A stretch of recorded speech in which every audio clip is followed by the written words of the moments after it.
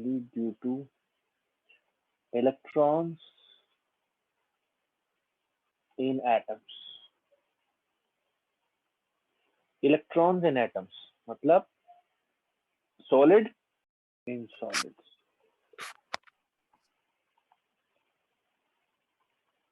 Okay, so magnetism in solids arises due to its atoms. कोई भी solid हो उसका magnetism कहाँ से आता है? Magnetism, ठीक है, in solids arises mainly due to electrons in atoms. Electrons in atoms मतलब solid में क्या होते हैं? solid में होते हैं atoms के अंदर क्या होते हैं? atoms के अंदर क्या होता है? atom contains electrons, atom contains nucleus. Okay, तो इसमें कौन है मेनली रिस्पॉन्सिबल मैग्नेटिज्म के लिए? This electron is mainly responsible for this magnetism. Okay, तो बेसिकली there are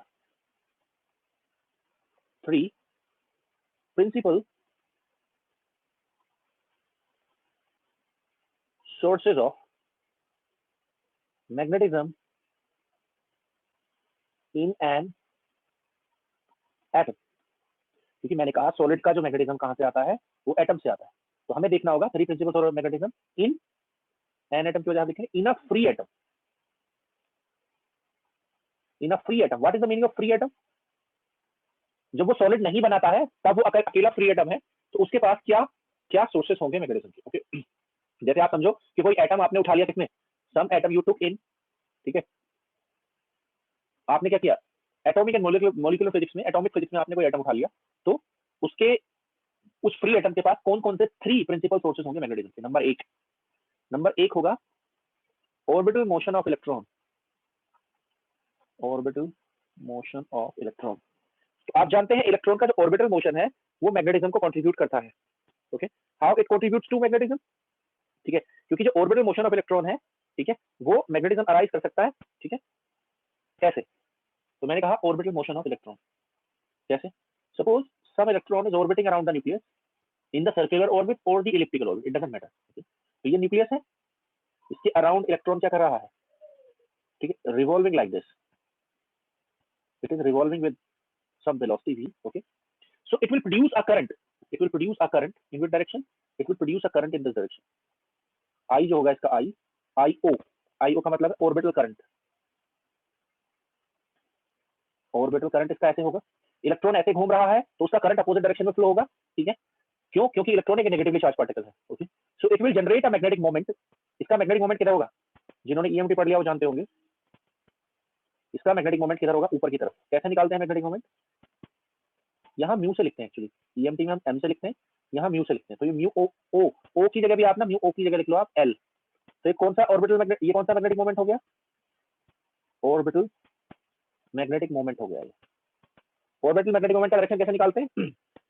अपने राइट हैंड की फिंगर को इस करंट के डायरेक्शन में घुमाओ और आपका थंब क्या होगा? किस तरफ पॉइंट करेगा? मतलब आपको इस सर्कल को पकड़ना है. ठीक है, तो आपको ग्रैब कैसे करना है? अपनी राइट हैंड की फिंगर से इधर ग्रैब करना है, तो आपका थंब ऊपर दिखेगा, तो यही ऑर्बिटल मैग्नेटिक मोमेंट की डायरेक्शन को दिखाएगा. ओके, तो ऑर्बिटल मोशन ऑफ इलेक्ट्रॉन क्या जनरेट करता है? मैग्नेटिक जनरेट करता है नहीं, तो उसको हम किसकी टर्म्स में रिप्रेजेंट करते हैं? Orbital motion of electron. ठीक है, generate orbital motion of electron. ठीक है, it generates a magnetic moment. It generates a magnetic moment. क्या कहते हैं उस मैग्नेटिक मोमेंट को? Orbital magnetic moment. It generates a magnetic moment mu L.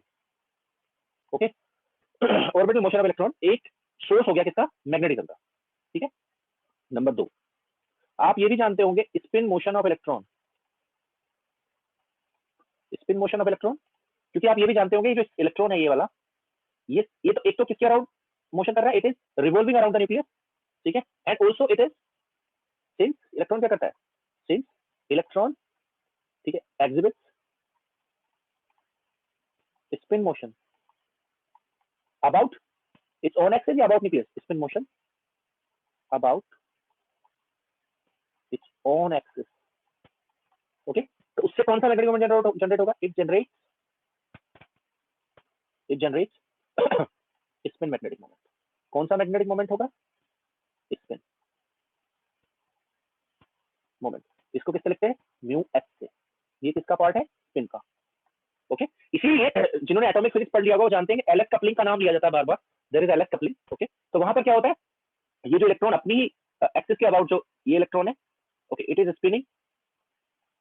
ठीक है, तो अगर ये क्या करेगा, इस तरह स्पिन करेगा यूं, ओके, ओमेगा।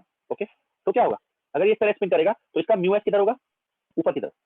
ओके, क्यों? क्योंकि इसका एस किधर होगा, फिर इसका एस इधर होगा, मैग्नेटिक मोमेंट इधर होगा, और ये म्यू एस किधर होगा? म्यू एस ऊपर की तरफ होगा।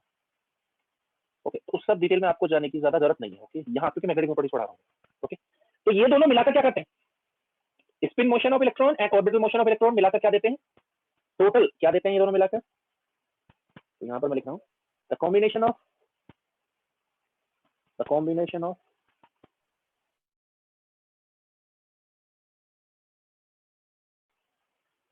and spin motions provides total magnetic moment of electron. Total magnetic moment of electron. Total magnetic moment of electron ये प्रोवाइड करता है। ठीक, तो total magnetic moment of electron को क्या लिखा जाता है? आपने एटॉमिक फिजिक्स में पढ़ा होगा, जिन लोगों ने पढ़ लिया है उसको लिखते हैं mu J. Mu J total magnetic moment of electron को हम यहाँ पर क्या लिख रहे हैं? म्यू जे। म्यू जे किसका सम है? Vector sum. It is vector sum of mu L and mu H. Sometimes it is also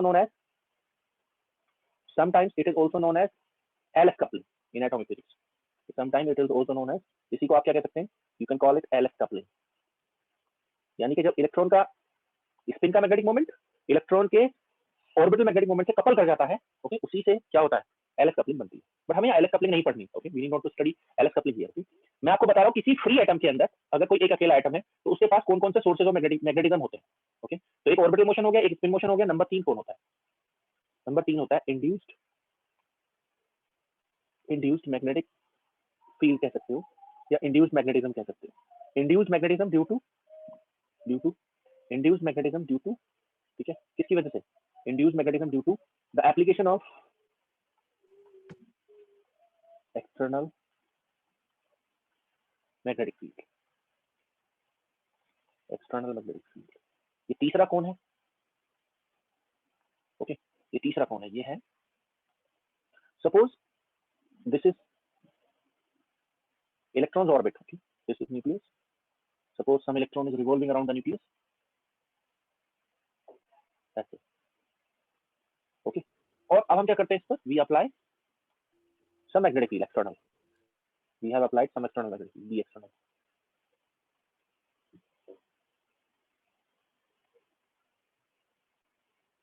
B external यानी कि हम किसकी प्रेजेंस में बात कर रहे हैं इसकी? We are talking about induced magnetism. Okay, तो इससे क्या होगा? देखो, if applied magnetic field, applied magnetic field यानी कि B external अगर 0 है, then flux, then magnetic flux, ऐसे कह सकते हैं, then external मैग्नेटिक फ्लक्स कितना है? एक्सटर्नल मैग्नेटिक फ्लक्स 0 है, क्योंकि अप्लाइड मैग्नेटिक 0 है। ओके, बट अब क्या होगा? इफ मैग्नेटिक फील्ड, ठीक है, if magnetic field is switched on, यानी कि क्या है? बी एक्सटर्नल नॉन जीरो हो जाए, तब क्या होगा? Magnetic flux, external magnetic flux क्या होगा?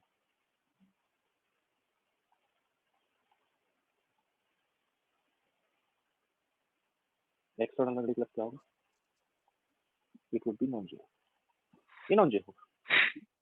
सो ये वाला जो फ्लक्स है, इस फ्लक्स में चेंज की वजह से क्या होगा? ठीक है, now change in magnetic flux,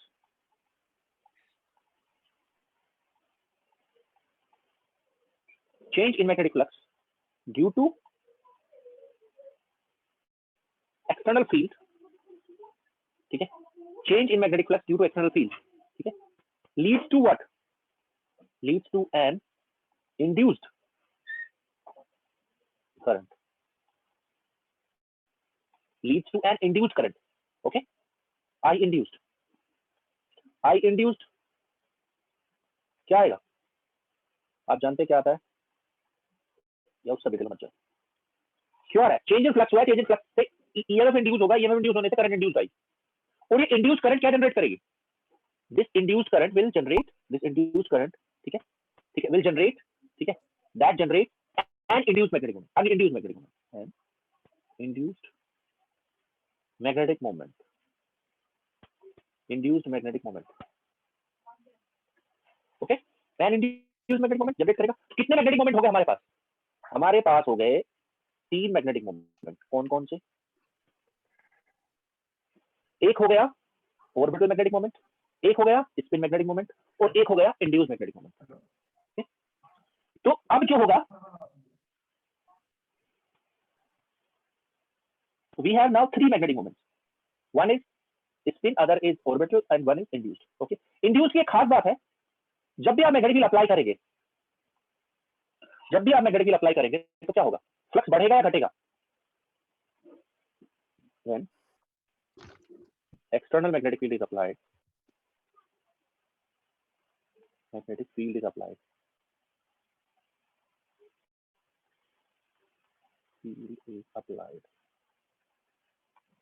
okay, flux क्या होता है? मैग्नेटिक फ्लक्स इंक्रीजेस, फ्लक्स बढ़ता है। पहले कितना था फ्लक्स? 0 था, बाद में कितना हुआ? Non zero. तो फ्लक्स बढ़ा या घटा? फ्लक्स बढ़ा। जब भी फ्लक्स बढ़ता है तो आप जानते होंगे induce current tries to decrease it और tries to increase it, tries to decrease it. Lenz's law के अकॉर्डिंग क्या होता है, ठीक है, जो इंड्यूस करंट या ई इंड्यूस ईएमएफ आएगा वो फ्लक्स को घटाने की कोशिश करेगा, और वो घटाने के लिए, ठीक है, जो इंड्यूस होगा करंट उसका डायरेक्शन कुछ ऐसा होगा कि जो न्यू इंड्यूस आएगा वो किससे अपोजिट आएगा? हमेशा किससे अपोजिट आएगा? हमेशा अप्लाइड यानी कि एक्सटर्नल के अपोजिट जनरेट होगा। अगर आप मैग्नेटिक नीचे लगाओगे तो म्यू इंड्यूस ऊपर आएगा। तो ये बात ध्यान रखिए, mu induced is always opposite to the applied magnetic field. Okay, mu induced always applied opposite to the applied magnetic field. Okay, तो अब मेरे पास टोटल मैग्नेटिक मोमेंट कितना आ गया? अब जो टोटल आ गया मैं टोटल लिख रहा हूँ, mu total of any atom has come out to be mu L orbital, mu S spin plus mu कौन सा वाला? induced वाला, for free atom, for a free atom, this is mu. Okay, what I have neglected, अब मैं एक और add कर रहा हूँ इसमें। वैसे तो क्या होता है, म्यू ऑफ न्यूक्लियस भी होता है, इसमें क्या होगा? ये जो है न्यूक्लियस वाला, न्यूक्लियर फिजिक्स में आप पढ़ते हैं ना, कौन सा वाला? Nuclear magnetic moment. ये क्या होगा? This would be negligible. Why negligible? क्योंकि आप जानते हैं ये लगभग कितने टाइप्स कम होता है, इस वाले या इस वाले से लगभग कितने टाइप्स कम होता है? 1000 गुना कम होता है। क्यों? 2000 गुना कम होता है। आप जानते हैं ना इसमें मास कौन सा यूज होता है? जब हम इसको हम मेजर करते हैं कौन सी यूनिट्स में? Mu nucleus is measured in the units of nuclear magneton, ठीक है, तो ये नेग्लिजिबल रहता है। और ये कौन सी यूनिट्स में मेजर होता है? इट इज ऑर्बिटल मोशन का लगभग 1000 गुना कम होता है, ठीक है, कितना गुना? 1000। तो मतलब मैं ऐसे कह देता हूँ mu nucleus is very very smaller than mu L and mu S, तो उसको हटा दो, लीव दैट। तो हमारे पास कितना बन गया टोटल मिलाकर? इलेक्ट्रॉन वाला पार्ट आ गया हमारे पास, कितना आ गया? Mu L plus mu S plus mu induce. Mu induce कब तक नहीं आएगा पिक्चर में? तक एक्सटर्नल फील्ड नहीं लगाएंगे, जब तक एक्सटर्नल फील्ड नहीं लगाओगे तब तक वो पिक्चर में नहीं आएगा, आपको दिखेगा भी नहीं। ओके, तो ये किसी फ्री एटम के पास 3 सोर्स हो गए। अब मैं एटम को बनाता हूँ सॉलिड। नाउ अब सॉलिड कैसे बनेगा? अब हम आ जाते हैं मैग्नेटिज्म इन सॉलिड्स।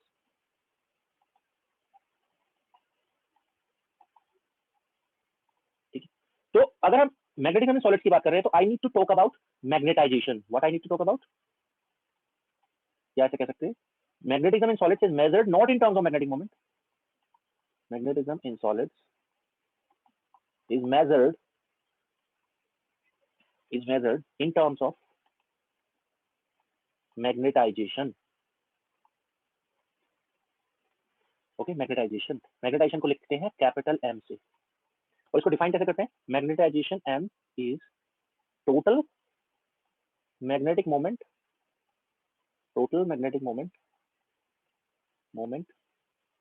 पर यूनिट वॉल्यूम, समझ रहे हैं आप? तो जितने भी मैग्नेटिक मोमेंट भरे हुए कहीं पर, ठीक है, उसमें उन सबका क्या करना है? आपको वेक्टर सम लेना है और किससे डिवाइड कर देना है? उसके वॉल्यूम्स। तो आपको क्या मिल जाएगा? मैग्नेटाइजेशन। ओके, तो each atom is represented by it's magnetic moment. Okay, तो इसको बाद में लिखेंगे। एक बार लास्ट स्लाइड शो करना सर। ओके, तो हम यहाँ मैग्नेटाइजेशन की बात करेंगे। तो जब हम सॉलिड के लेवल पर आ जाते हैं, तो सॉलिड किससे मिलकर बना होता है? Solid is made from, solid क्या होते हैं? कलेक्शन ऑफ, ठीक है, a large number of atoms,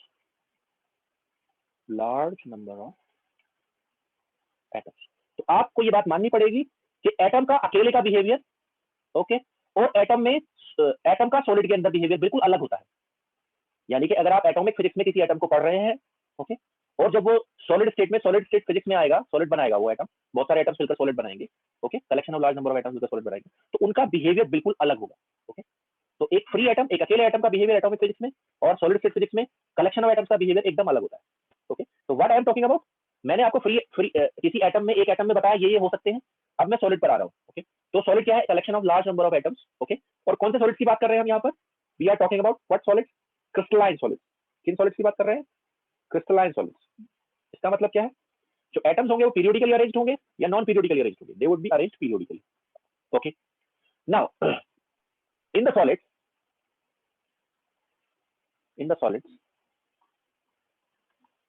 ठीक है, देखिए आपने एटॉमिक फिजिक्स में पढ़ा होगा, जिन्होंने भी एटॉमिक फिजिक्स पढ़ ली होगी, वहां पर जब आप एलएस कपलिंग करते हैं तो आप एल का कॉम्बिनेशन भी लेते हैं और एस का कॉम्बिनेशन भी लेते हैं। जब एलएस कपलिंग करते हैं आप दोनों पार्ट लेते हैं। ओके, बट इन सॉलिड्स क्या होता है? In the solids orbital contribution of magnetic moment, orbital contribution of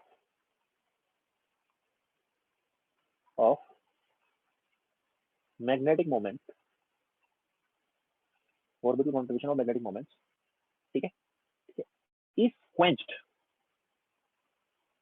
quenched due to, किसी वजह से is quenched due to cancellation of orbital magnetic moments। quenched का मतलब होता है वो खत्म हो जाता है। तो इन सॉलिड्स कौन सा इफेक्ट, ये जो ऑर्बिटल, जो ये बहुत सारे ऑर्बिटल्स हैं, जैसे मैं अगर I am not going into that much detail, but फिर भी बता देता हूं आपको। अगर आप क्या करेंगे, कोई एटम लेंगे, मल्टी इलेक्ट्रॉन एटम के न्यूक्लियस पर कितना चार्ज होता है? मल्टी इलेक्ट्रॉन एटम अगर आपके पास है तो प्लस जेड ई चार्ज होगा न्यूक्लियस के ऊपर। ओके, अब उसके जो ऑर्बिटल्स होंगे, अगर आप क्लासिकली ऑर्बिटल्स को देख रहे हैं, क्लासिकली, तो यू विल सी दैट कि कोई ऑर्बिटल ऐसे होगा, सॉरी, कोई ऑर्बिटल यूं होगा, कोई ऑर्बिटल यूं होगा। ओके, और कैसे दिखा? कोई ऑर्बिटल यूं होगा, देखा ना क्लासिकल पिक्चर? ओके, तो इसमें क्या होगा? जो ऑर्बिटल मैग्नेटिक मोमेंट्स होते हैं मल्टी इलेक्ट्रॉन एटम्स में, वो क्या हो जाते हैं? क्वेंच्ड, खत्म हो जाते हैं। देखो इसका किधर होगा? अगर इलेक्ट्रॉन इसमें ऐसे घूम रहा है, अगर इसमें इलेक्ट्रॉन यूं घूम रहा है, ओके, तो क्या होगा? ये क्या होगा? ये इस तरह होगा, इसका इस तरह हो सकता है, इस वाले का क्या हो सकता है? इस तरह हो सकता है, इसका किधर हो सकता है? इसका ऊपर हो सकता है। तो इन सबका वेक्टर सम कितना आता है? डिफरेंट सॉलिड्स, मतलब सॉलिड में डिफरेंट एटम्स के म्यूएल का कॉम्बिनेशन कितना आता है? 0। म्यूएल का कॉम्बिनेशन 0 हो जाता है। मतलब अगर मैं मैग्नेटाइजेशन की बात करूं, किसका मैग्नेटाइजेशन की बात करता हूं, इफ आई टॉक अबाउट, ये कौन सा मैग्नेटाइजेशन हो गया? ये हो गया ऑर्बिटल मैग्नेटाइजेशन। तो कितना होगा ऑर्बिटल मैग्नेटाइजेशन? सभी का sum, it would be 0 solid level पर, ml 0 हो गया, इक्वेशन नंबर 4। तो अब बताइए जो मेन कंट्रीब्यूशन होगा वो कहां से आएगा अगर कोई मैग्नेटिक फील्ड नहीं लगा रहे हैं तो? So in the absence of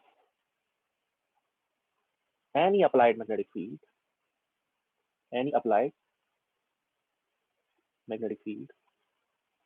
ठीक है, in the absence of any magnetic field, the magnetism in solids कहां से आता है? which motion? Magnetism in solids spin motion. is mainly contributed by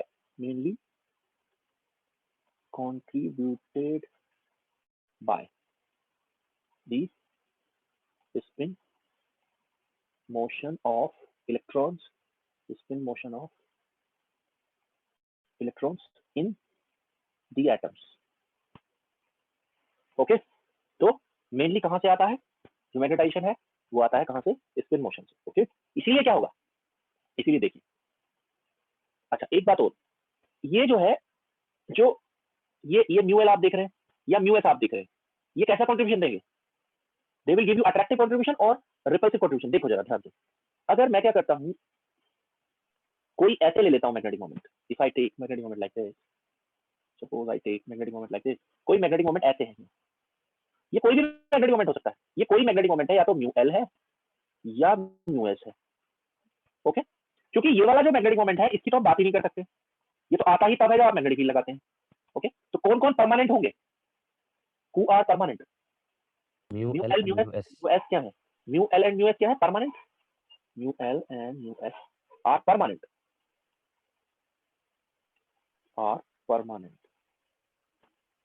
magnetic moments.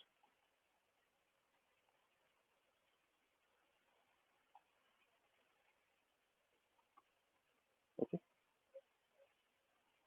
Okay, अब इसमें तिरछा मैग्नेटिक मोमेंट है, इस पर आपने इधर मैग्नेटिक फील्ड लगा दिया, आपने मैग्नेटिक फील्ड ऐसे लगाया, ये बी एक्सटर्नल आपने लगा दिया इसके ऊपर, ये मैग्नेटिक मोमेंट इसके थीटा एंगल बनाता है, ये परमानेंट मैग्नेटिक मोमेंट है, चाहे ये म्यू एल हो चाहे म्यू एस हो। तो क्या करेगा, B external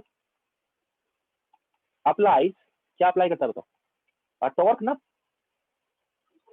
on mu L और म्यू एस, टॉर्क अप्लाई करेगा या नहीं? Apply the torque on mu L और म्यू एस, ठीक है, टू क्या करने के लिए? टू अलाइन इट अलोंग, किसके अलोंग अलाइन करना चाहता है? Along B external. ओके, ऐसा करना चाहता है, तो इसीलिए म्यू एल और म्यू एस कौन सा कंट्रीब्यूशन देंगे, पैरामैग्नेटिक या डायमैग्नेटिक?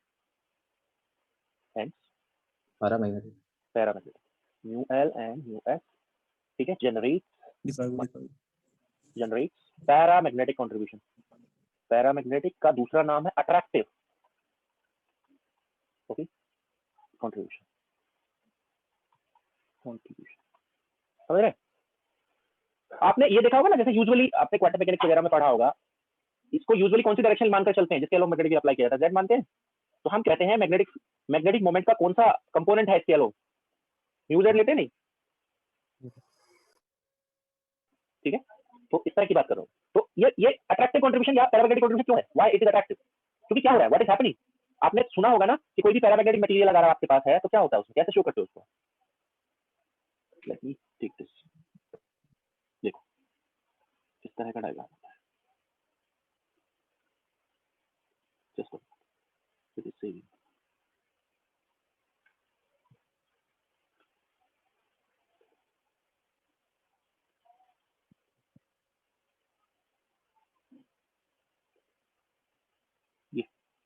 ये होता है पैरामैग्नेटिज्म। इसमें क्या है, ये जो मैग्नेटिक मोमेंट्स हैं, ये जो मैग्नेटिक मोमेंट्स आप देख रहे हो ना, ये एरोस, ये रैंडमली ओरिएंटेड है या किसी पर्टिकुलर डायरेक्शन में अलाइंड है? रैंडमली ओरिएंटेड है। स्पिन, मैंने कहा था ना कौन सा मैग्नेटिक मोमेंट आता है मेनली, कौन सा मैग्नेटिक मोमेंट आता है मेनली, स्पिन या orbital? Spin. These are randomly oriented, but जब आप इस पर मैग्नेटिक फील्ड अप्लाई करोगे तो क्या होगा?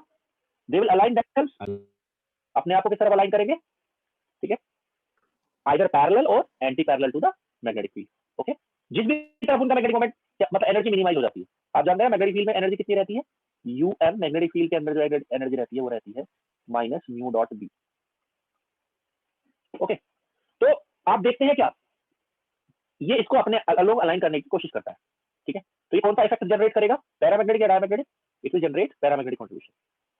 ऑन द अदर हैंड क्या होता है, ऑन द अदर हैंड क्या होता है बताइए? म्यू इंड्यूस क्या होगा? म्यू इंड्यूस्ड कहां गया, ये मैग्नेटिक ऊपर अप्लाई करोगे तो म्यू इंड्यूस नीचे आएगा, मैग्नेटिक नीचे की तरफ अप्लाई करोगे तो म्यू इंड्यूस ऊपर आएगा। ये हमेशा अपोजिट आएगा या सेम डायरेक्शन में भी आ सकता है कभी, it will never be in the direction of applied magnetic field. On the other hand mu induce is always opposite to B. Okay, तो ये कैसा इफेक्ट जनरेट करेगा? It generates what? It generates what type of effect? It generates diamagnetic effect. Diamagnetic यानी कि कैसा effect? Repulsive effect या attractive effect? Repulsive effect. Okay, तो अब आपके पास बिल्कुल सिंपल सी बात हो गई। मैंने कहा म्यूएल को तो भूल जाओ, सॉलिड्स में म्यूएल को भूल जाओ, फॉरगेट अबाउट म्यूएल।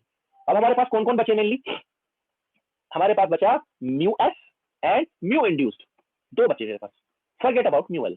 ओके, अच्छा अब ये बताओ कौन ज्यादा होता है? म्यू एस का मैग्नीट्यूड जो होता है वो बहुत बहुत ज्यादा होता है किसके मुकाबले? म्यू इंड्यूस्ड के मुकाबले। ओके, मेरे पास दो ही कंट्रीब्यूशन है, स्पिन और इंड्यूस्ड। अब मैं कह रहा हूं इंड्यूस्ड तो बहुत कम है। ओके, तो इसका मतलब सारे के सारे सॉलिड क्या होंगे? पैरामैग्नेटिक होंगे क्या? क्या सारे के सारे सॉलिड पैरामैग्नेटिक होंगे? नहीं होंगे। क्यों नहीं होंगे? क्या म्यू एस सब में आएगा? अगर कोई ऐसा सॉलिड है जिसके अंदर इलेक्ट्रॉन्स आर पेयर्ड अप, कोई ऐसा सॉलिड है जिसमें इलेक्ट्रॉन की पेयरिंग हो चुकी है, इवन नंबर ऑफ इलेक्ट्रॉन्स नहीं कह रहा हूं, what I am saying is if electrons are paired, okay, electrons are paired in the atoms of solid, then कैसे बिहेव करेगा solid? then solid behaves as, बोलो, diamagnetic, behaves as diamagnetic solid।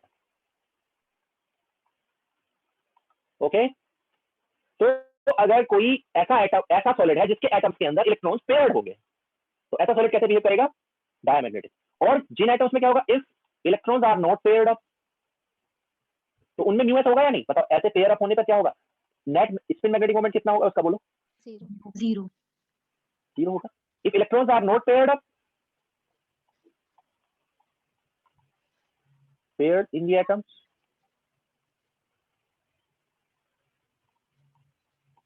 then it behaves as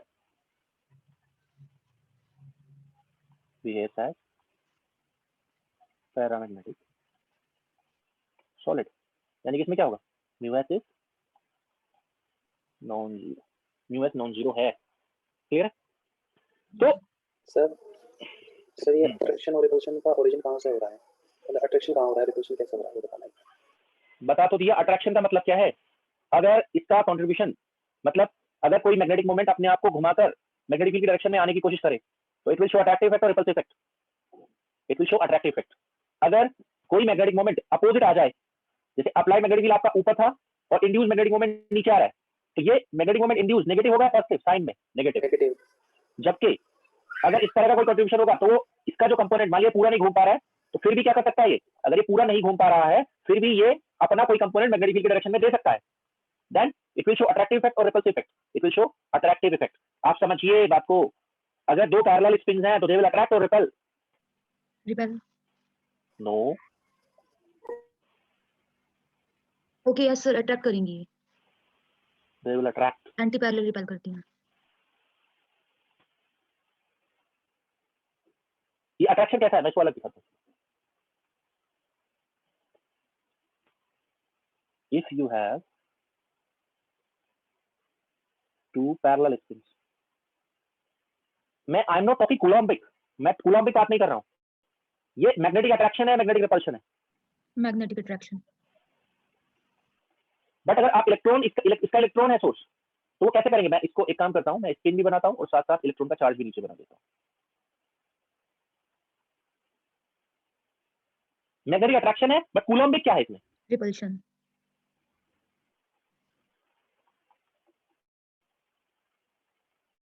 So here we are not studying what? We are not studying what? Coulombic Electrical properties. We are studying. We are okay studying. उसकी जरूरत नहीं बात। Okay. So anti-parallel spins repel magnetically and parallel spins attract. Okay. जैसे आप ऐसे ऐसे समझिए. Try to understand this. I will try to give an example here.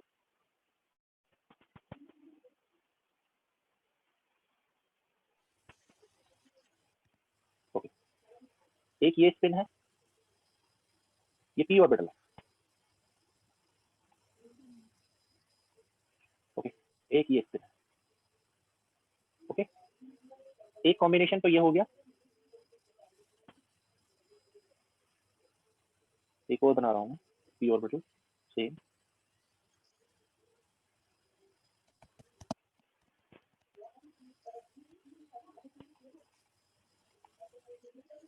Okay, एक तो ये है और एक ये है। Which is energetically more favourable? Second first वाला। नहीं फर्स्ट फर्स्ट वाला एनर्जेटिकली ज्यादा फेवरेबल है। आप बता सकते हैं इस केस में, इस केस नंबर 1 में क्या हो रहा है? कूलम्बिक अट्रैक्ट मतलब बेसिकली यहाँ पर क्या है, देखो यहाँ दिखाने का मतलब ये है वो स्पेस में दूर दूर है या पास पास है। यहाँ जो स्पेसिंग है वो दूर दूर स्पेसिंग जो है उनकी वो लार्ज है। अब जब स्पेसिंग लार्ज होगी तो कूलम्बिक एनर्जी क्या होगी? कम या ज्यादा? कम। कंपेरेटिवली। मिनिमम। ठीक है, इस वाले केस की जो कूलम्बिक एनर्जी होगी वो इस वाले केस की कूलम्बिक एनर्जी से कम होगी, समझ रहे हो नहीं? ठीक है, तो यानी कि किस केस में कूलम्बिक रिपल्शन लेस होगा? केस 1 में कूलम्बिक रिपल्शन कम होगा, repulsion is less. Okay, K2 मतलब सेकंड केस में ज्यादा होगा। बट अगर मैग्नेटिक एनर्जी की बात करो तो केस 2 सॉरी किस केस में मैग्नेटिक एनर्जी लेस है? केस 2 में magnetic energy is less. Okay, तो यहां पर क्या है? यहां पर जो मैग्नेटिक एनर्जी है, ठीक है, यहां पर अच्छा होता क्या है एक्चुअली, जब सॉलिड मतलब जब आप क्या करते हैं एटम्स के अंदर इलेक्ट्रॉन्स को भरते जाते हैं, बिल्डअप करते जाते हैं, तो आपने वो पढ़ा होगा कौन सा प्रिंसिपल है? हर्ट्ज प्रिंसिपल है ना? Yes sir. ये वाला ज्यादा फेवरेबल है एनर्जेटिकली। क्यों? क्योंकि जो कूलम्बिक एनर्जी है ना वो इस मैग्नेटिक एनर्जी के ऊपर डोमिनेट करती है, ज्यादा होती है। तो इसीलिए क्या होता है, पहले क्या रखेंगे, स्पेस में इलेक्ट्रॉन्स को दूर दूर रखते हैं। ओके, ठीक है, जिससे क्या हो, उनकी कूलम्बिक रिपल्सिव एनर्जी कम हो जाए। ओके, तो बस इतना ध्यान रखना आपको, यहाँ पर ज्यादा चक्कर में पड़ने की जरूरत नहीं है। पैरेलल स्पिन्स मैग्नेटिक अट्रैक्शन देती है। तो इसीलिए मैं कह रहा था यहाँ पर कि अगर कोई स्पिन मैग्नेटिक फील्ड लगाने पर उसकी डायरेक्शन में ही घूम जाए, ओके, तो वो अट्रैक्टिव इफेक्ट देगा। कोई मैग्नेटिक मोमेंट अगर मैग्नेटिक इधर अप्लाई कर रहे हो और उसके अपोजिट घूम जाए या उससे अपोजिट डायरेक्शन में आए तो वो कैसा इफेक्ट देगा? रिपल्सिव। ठीक है ना? हाँ सर एक्चुअली हम बोल रहे थे कि हम इसे ऐसे ले सकते हैं क्या कि जब म्यू एस 0 होगा तो म्यू इंड्यूस्ड डोमिनेंट होगा, इस वजह से वो रिपल्सिव होगा। यस यस, ऑब्वियस सी बात है, ऑब्वियस सी बात है। यहाँ पर मैं कह रहा हूँ अगर किसी सॉलिड में म्यू एस 0 हुआ तो टोटल म्यू टोटल कितना होगा? सिंपल सी बात है, इफ म्यू एस इज 0, ठीक है, तो म्यू टोटल किसके बराबर होगा सॉलिड का? बोलो। म्यू इंड्यूस्ड के। म्यू इंड्यूस्ड के। ओके, तो सॉलिड कैसे एक्ट करेगा? डायमैग्नेटिक या फेरोमैग्नेटिक? डायमैग्नेटिक। ओके, अच्छा, if mu S is non zero तब म्यू टोटल कितना होगा? होगा तो देखो दोनों का सम होगा, दोनों का सम अब भी है, तो अब भी दोनों का सम ना, बट डोमिनेंट कौन है?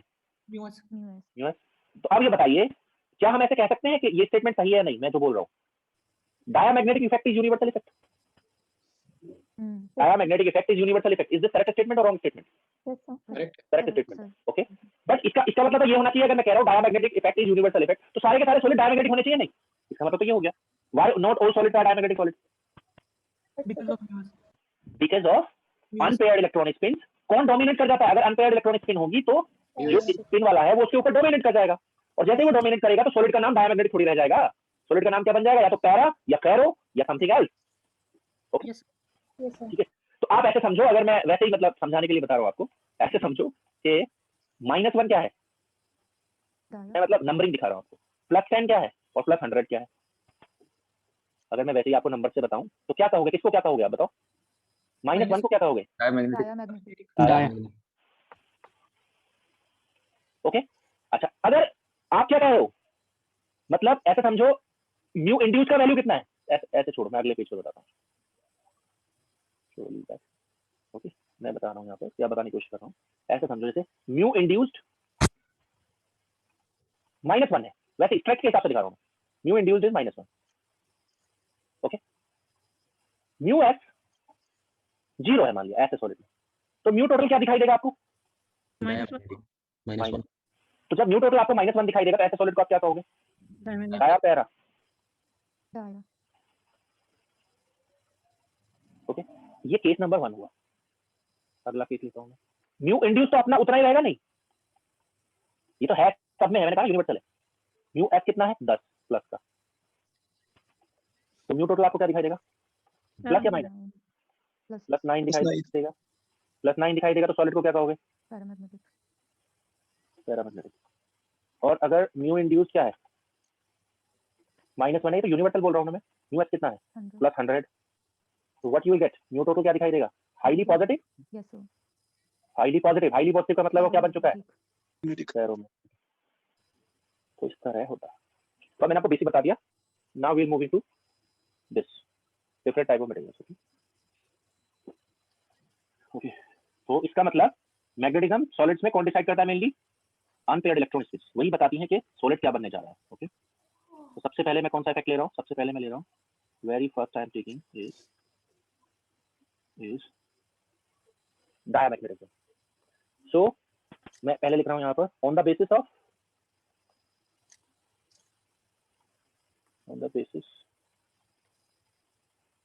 मैग्नेटिज्म, ठीक है, on the basis of magnetism the solids are mainly classified into 5 categories। ठीक है, 5 कैटेगरीज कौन कौन है, नाम मैं लिख देता हूँ, diamagnetic, paramagnetic, ferromagnetic,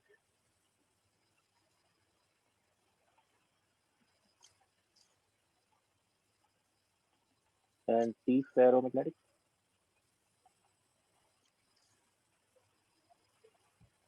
and 5 is ferrimagnetic. ये 5 कैटेगरी में हम सॉलिड्स को डिवाइड करते हैं। तो सबसे पहले कौन है, सबसे पहला इफेक्ट हमारे पास है डायमैग्नेटिज्म। डायमैग्नेटिज्म, इसकी प्रॉपर्टीज हम लिखते जाएंगे, ओके, और वो आप याद करेंगे। तो पहला क्या है, it is arises due to, किसकी वजह से अराइज होता है, arises due to induced magnetic moment. Induced, कौन सा मैग्नेटिक मोमेंट है ये इंड्यूस्ड, इसका नाम क्या है, स्पिन इंड्यूस्ड या orbital induced, Orbital induced. Orbital induced, due to induced orbital magnetic moment, orbital magnetic moment under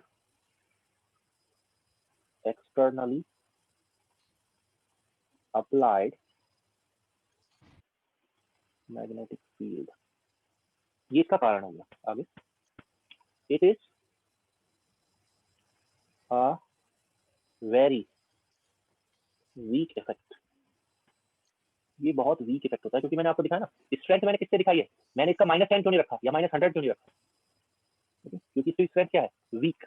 क्योंकि आपको पता है जो इंड्यूस मैग्नेटिक मोमेंट होता है हमेशा वो क्या होता है, या इंड्यूस करंट होती है, वो वीक करंट होती है, स्ट्रॉन्ग करंट होती है, that is always weak. Weak. तो ये इफेक्ट कैसा इफेक्ट है, weak effect. It is universal effect, universal effect found in all solids, ठीक है, all solids, but cannot be observed, cannot be observed in the presence of strong effects। सब में होता तो है बट ऑब्जर्व नहीं हो सकता in the presence of strong effect. Like बताइए कौन होता है स्ट्रॉन्ग, स्ट्रॉन्ग होता है पैरामैग्नेटिज्म और फेरोमैग्नेटिज्म।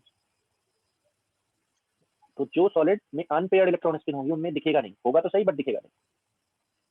ओके, ये हो गया। आगे, ठीक है, पैरामैग्नेटिक ससेप्टिबिलिटी, या मैं मैग्नेटाइजेशन शुरू करता हूँ। मैग्नेटाइजेशन और मैग्नेटाइजेशन एंड डायमैग्नेटिक ससेप्टिबिलिटी। बेटा सोफे के ऊपर पिंक कलर की शॉल रखी है, बुला दे।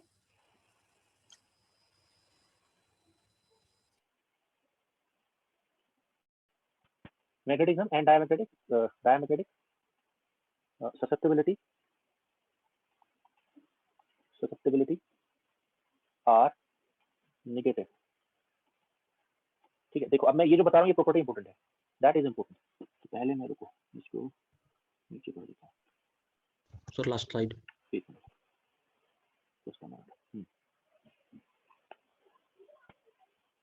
देखो यहाँ पर क्या है, हो गया sir, thank you.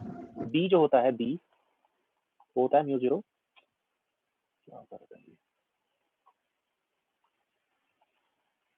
H plus M. B क्या है, mu zero H plus M. ये कहाँ से आप देखोगे इसको, देखो जरा देखते हैं, देखो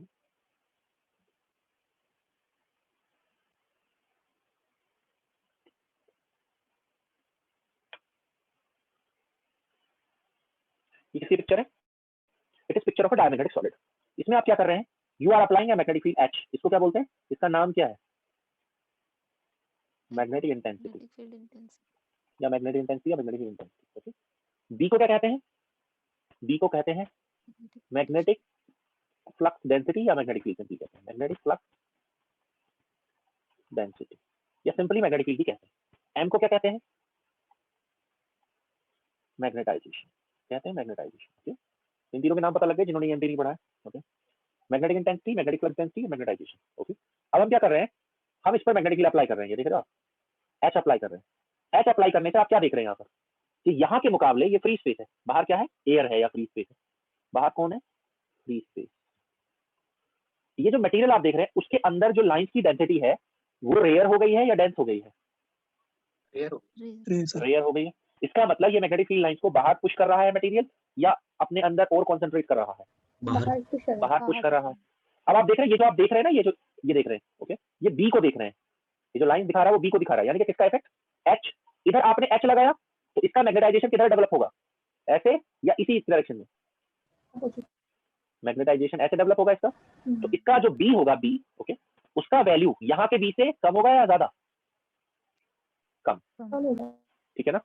तो इसका मतलब क्या हुआ, इसका मतलब ये हुआ कि बी ऑफ डाया किससे कम होगा स्ट्रेंथ में, B of what, free space या एयर, कम होगा नहीं,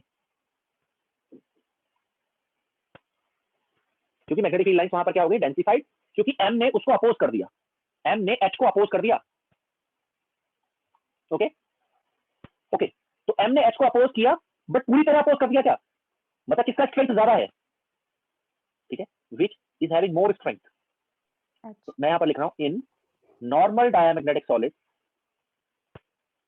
डायमैग्नेटिक सॉलिड क्या होता है, एम का जो स्ट्रेंथ होता है वो एच के स्ट्रेंथ से कम होता है।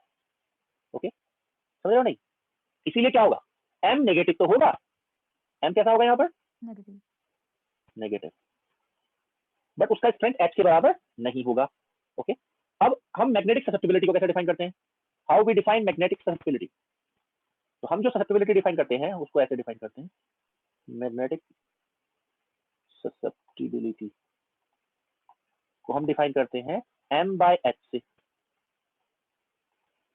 ओके, तो m जो है उसका स्ट्रेंथ h से कम है और वो नेगेटिव है, तो इसका स्ट्रेंथ क्या आएगा, नेगेटिव, 0 से कम या 0 से ज्यादा, 0 से कम।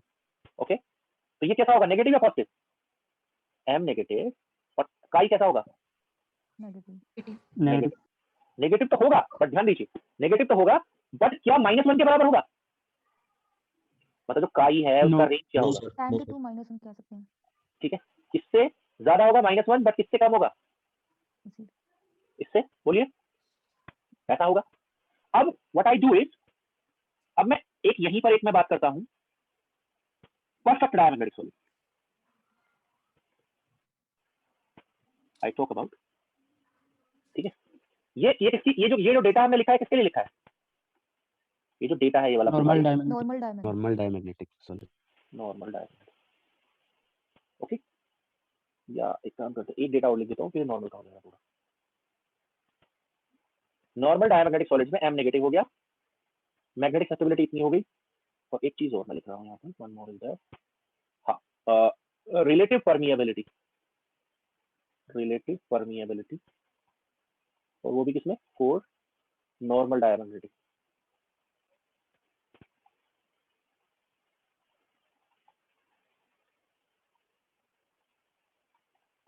नॉर्मल डायमैग्नेटिक सॉलिड में, ठीक है, हम किसकी बात कर रहे हैं? रिलेटिव परमिएबिलिटी जो होती है ना, वो ये होती है, देखो किसी भी मटेरियल की जो रिलेटिव परमिएबिलिटी होती है वो होती है उस मटेरियल की permeability by permeability of free space. उस मटेरियल की permeability and permeability of free space, इसको लिखते हैं 1 प्लस काई से। किससे लिखते हैं? 1 प्लस काई से। तो इसका जो वैल्यू होगा, म्यू आर का वैल्यू जो होगा वो 1 से कम होगा या 1 से ज्यादा? आप इसमें से कुछ माइनस कर रहे हैं, 1 को माइनस नहीं कर रहे हैं। कम होगा सर, 1 से कम कम होगा। होगा। म्यू आर 1 से कम होगा, क्लियर? बट क्या कभी 0 का अप्रोच करेगा नॉर्मल डायमैग्नेटिक में? No sir. No sir, greater mu than 0। R 0 से ज्यादा होगा, 1 से कम होगा। इसके लिए रेंज बताई मैंने, ये नॉर्मल की रेंज है। ओके, तो m नेगेटिव है बट h से कम है, काई नेगेटिव है बट -1 से ज्यादा है, म्यू आर 1 से कम है बट 0 से ज्यादा है। ये सब किसकी रेंज बताई मैंने आपको, ठीक है? यहाँ पर बीड आया, फ्री स्पेस से कम है बट क्या नहीं है, 0 है क्या? ये किसके लिए बात हो रही है? नॉर्मल के लिए या परफेक्ट के लिए? ये सब किसकी बात की मैंने? इस पेज पर मैंने Normal. सारी की सारी बात किसकी की? Normal. नॉर्मल। आगे मैं लिख रहा हूँ, for perfect diamagnetic solid, perfect, ये क्यों नीचे आता रहता है? परफेक्ट डायमैग्नेटिक सॉलिड, उसका नाम क्या है? परफेक्ट डायमैग्नेटिक सॉलिड कौन है? Perfect diamagnetic super conductor.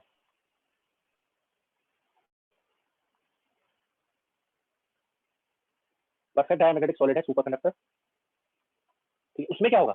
देखो यहाँ पर जो m डेवलप होगा, ये वाला m, वो एग्जैक्टली बराबर होगा या नहीं? Yes sir. Perfect for perfect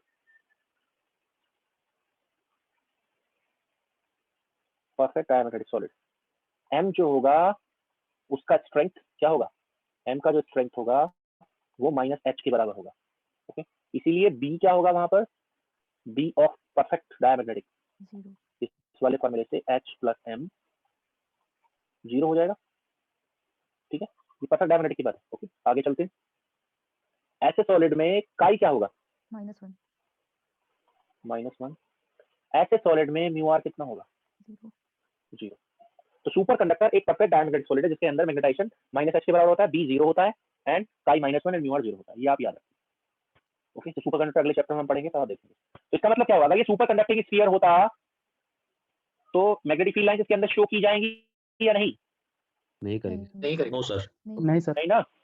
तब इसके अंदर ये जो कह रहे हैं ना, ये जो मैग्नेटिक फील्ड लाइंस यहाँ पर शो कर रखी है, शो नहीं की जानी चाहिए थी। यहाँ पर क्या होना चाहिए था?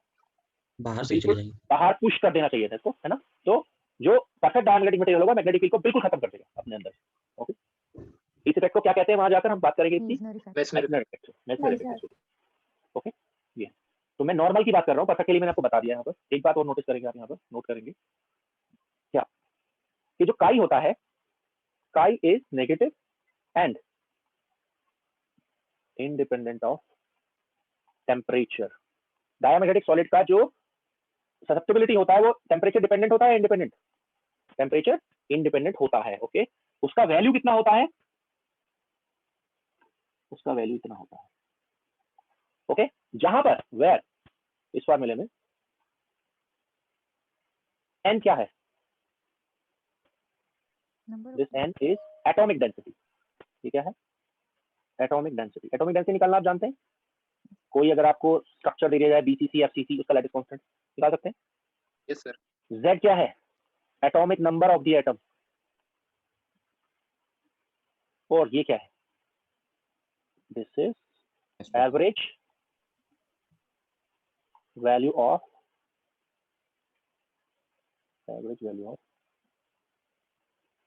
Mean radius. Okay, mean radius के स्क्वायर की एवरेज वैल्यू। ओके, जैसे आप ये एक्सपेक्टेशन वैल्यू निकालते रहे होंगे क्वांटम मैकेनिक्स में, जिन्होंने पढ़ा होगा।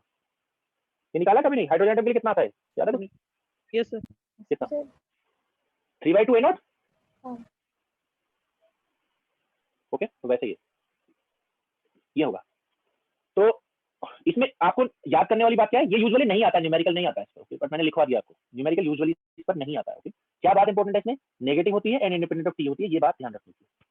तो इसका मतलब जो सुपर कंडक्टर में हम मूव करेंगे, ओके, तो वहां पर उसकी जो ससेप्टिबिलिटी होगी सुपर कंडक्टर की, वो भी इंडिपेंडेंट ऑफ टी होगी या नहीं? नेगेटिव होगी एंड इंडिपेंडेंट ऑफ टी होगी। सर स्मॉल है। ये मास ऑफ इलेक्ट्रॉन है, mass of electron, mass of atom नहीं, mass of electron,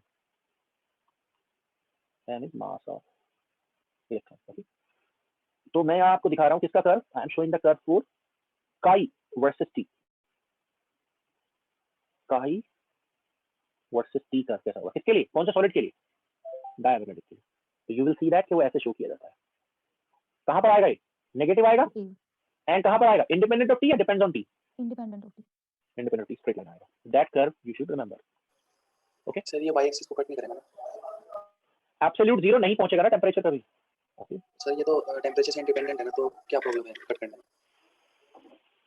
absolute zero पे मेजर किया आपने, नहीं सर मेजर तो नहीं किया है, बट इंडिपेंडेंट ऑफ टेम्परेचर बोल रहे हैं ना। इंडिपेंडेंट टेम्परेचर बोल रहे हैं, बट जो मेजर्ड है वो एब्सोल्यूट जीरो पर नहीं है, एक्स्ट्रापोलेट जरूर कर सकते हो आप इसको। तो जो मेजर्ड काई होता है वो क्या होगा, नॉन जीरो टेम्परेचर पर ही दिखाया जाएगा या जीरो टेम्परेचर पर दिखाया जाएगा, एक्स्ट्रापोलेट जरूर कर सकते हो इसको आप, एक्सपेरिमेंटल रिजल्ट को, इस एक्सपेरिमेंटल रिजल्ट को आप एक्स्ट्रापोलेट जरूर कर सकते हो ऐसे करके, but I will not touch this. Okay आगे, हाँ तो मैं कह रहा था, हाँ इसका एमएच कर्व कैसा होगा, linear, MH curve of diamagnetic,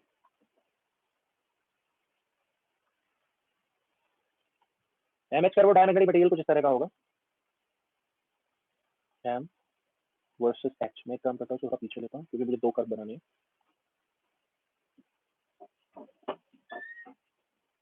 M H कैसा होगा, अगर आप मैग्नेटिक फील्ड को बढ़ाएंगे तो मैग्नेटाइजेशन लीनियरली तो बढ़ेगा बट नेगेटिव में, negative direction. Okay but sometimes you will see it like this, sometimes examiner show like this, यहाँ ले लेता है माइनस एम, यहाँ ले लेता है एच और इसको किधर दिखाता है, फर्स्ट क्वाड्रेंट। ऐसे। ओके तो आप देखेंगे कि इसका जो स्लोप होगा, इसका जो स्लोप होगा, ओके वो किसको दिखाएगा, स्लोप, इस ग्राफ का स्लोप, इस ग्राफ का स्लोप देगा आपको काई, और वो स्लोप कैसा होगा, नेगेटिव या पॉजिटिव, नेगेटिव, नेगेटिव। तो when m by h curve का जो स्लोप होगा वो हमेशा काई होगा, ससेप्टेबिलिटी देगा। Okay examples, copper is a famous example of this diamagnetic, gold, silicon, platinum etc. Okay अब आप कह सकते हैं कॉपर में तो 29 इलेक्ट्रॉन है, बोलो कॉपर में कितने इलेक्ट्रॉन है, अनपेयर्ड इलेक्ट्रॉन है कॉपर एटम में या कॉपर एटम में, एटम की बात करो पहले, उसमें अनपेयर्ड इलेक्ट्रॉन है या नहीं यस सर, है, फिर डायमैग्नेटिक क्यों है, अनपेयर्ड नहीं है सर, कंपेयर नहीं है सर, उसमें पैराडॉक्स होता नहीं है सर, उसमें जो लास्ट 4s1 3d8 हो जाएगा ना 5 उस तरह। नहीं कॉपर एटम आपने नहीं निकाला, कॉपर एटम की ग्राउंड स्टेट एटॉमिक फिजिक्स में नहीं निकाली किसी ने, क्या थी ground state of copper atom, कहां पर फिल होता है, 5s1 में 4s1 में last electron, 4s1 and 3d 4s2 3d10 ऐसा कुछ होगा, 4s1 3d10 1 होता है भाई बाद में, 4s1 है ना, yes sir 4s1 ground state जो है ना उसकी 3d10 4s1 yes sir 3d10 4s1 3d10 और कौन 4s1 4s1 अनपेयर्ड है नहीं है ये, तो मैं इसको क्यों ले रहा हूँ उसमें डायमैग्नेटिक के एग्जांपल में जो अनपेयर्ड इलेक्ट्रॉन इसके पास है, तो मैंने तो कहा डायमैग्नेटिक वो होते हैं जिनमें पेयर्ड इलेक्ट्रॉन स्पिन्स होती है, व्हाई, सर ये हाफ फील्ड है इसलिए स्टेबल है, मतलब मैंने कहा था सॉलिड की जो कहानी होती है वो एटम से अलग होती है, नहीं एटम में तो अनपेयर्ड इलेक्ट्रॉन स्पिन होगी, बट जब वो सॉलिड बनाएगा तो क्या होगा, ये वाला क्या होता है जब ये कॉपर सॉलिड बनता है, तो कॉपर का क्या हो जाता है, बोलिए, मेटल जब बनती है कॉपर की तो क्या होता है, कॉपर एटम की जगह क्या रह जाता है, कॉपर आयन या कॉपर एटम ही रहते हैं जब वो क्रिस्टलाइज होता है वहां, कॉपर आयन, और ये इलेक्ट्रॉन हो गया फ्री, ये इलेक्ट्रॉन क्या हो गया फ्री, अब एटम की जगह पर कौन खड़ा रह गया वहां पर, आयन आयन।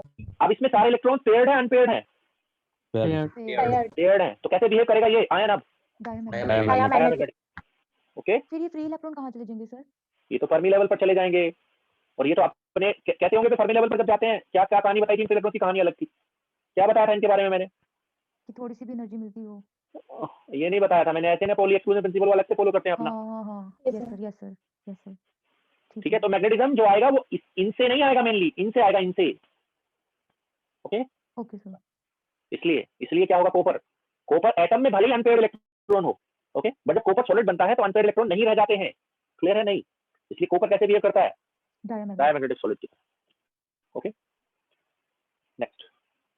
सर ये कंडीशन तभी होगी मतलब जब पूरा का पूरा सॉलिड देखेंगे, है ना?